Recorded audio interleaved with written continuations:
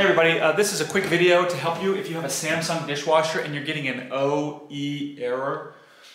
So the OE error is it's an overflow error or too much water inside the dishwasher error.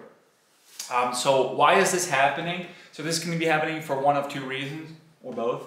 One is that there's water coming into the dishwasher that shouldn't be, and the other reason would be that there's water that's unable to come out, that's unable to get out, that should be.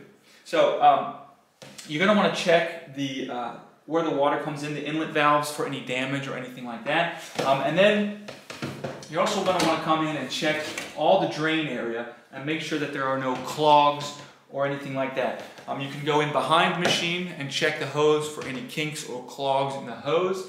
Anything that would prevent the water from getting out. Also, you could check and make sure that you hear the pump turning and that it sounds like it's turning properly. So if you do all those things, you should be able to figure out why is there too much water in the dishwasher and get rid of the error. So I hope this video helped. Thanks a lot for watching. Have a great day.